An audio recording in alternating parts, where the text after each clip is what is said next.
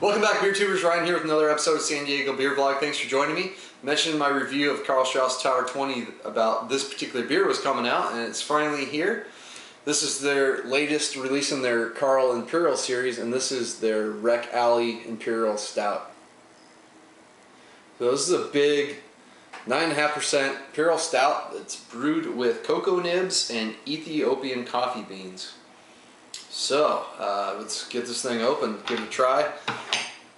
I just cooled it down just slightly from room temperature, so it's probably sitting about 60 degrees right now or so.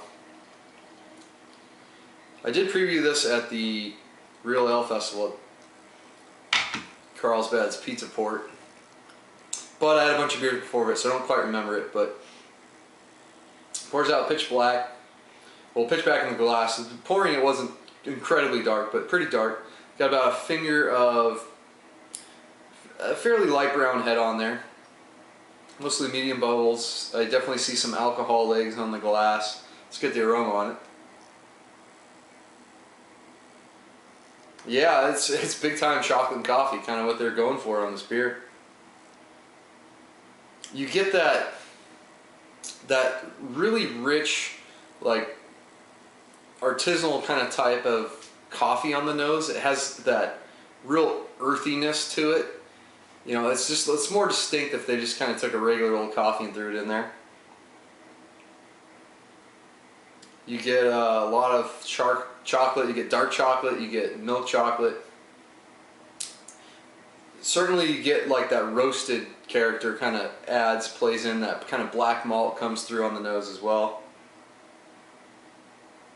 And then there's kind of like an underlying big breadiness to it. So, smells good. Let's dig in. Cheers.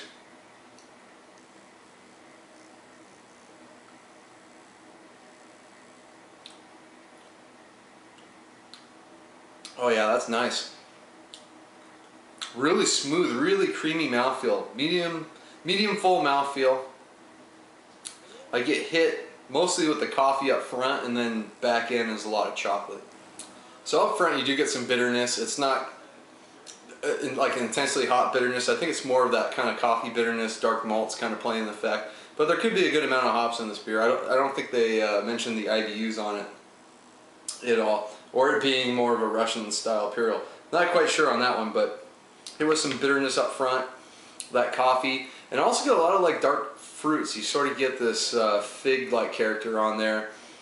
Kind of coming in with some more of that caramel malt right after that hits midway through, and then the finish has a lot of that chocolate, that dark cocoa nib, bitter chocolate.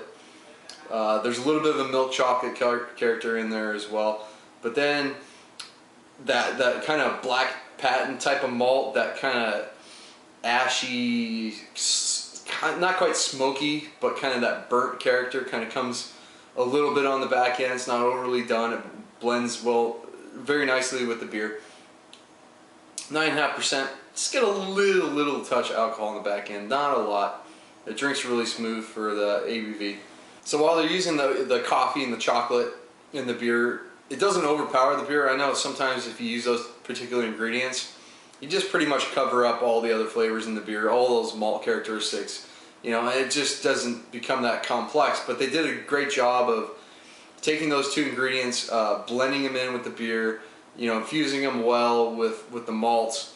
Plus I can still get those dark fruits in there. I can still get some caramel. I get, yeah, you know, big breadiness in there as well. So you can still taste those elements. So it really just kind of enhances the natural chocolate and coffee characteristics of some of those darker kilned malts. So I think they did a really good job with this one. I'm going to go with an A- for Wreck Alley. Recommend picking this one up fresh, because that, you know, the coffee's going to probably fade quickly, but who knows. I mean, some coffee beers, sometimes the coffee sticks around. I'll be curious to see how this one ages. 9.5%. You know, get one, drink it fresh, and you know what it tastes like, and take the other one, throw it in a cool dark place, or if you have a cellar or somewhere like that, you know, or in the refrigerator, and just, you know, age it for a year and see where it's at. So that's what I'm gonna do with this one. Get some more bottles and see how it goes down the line. So Big thanks for Karl Strauss for sending this one out to me. Until next time, please comment, subscribe. Cheers.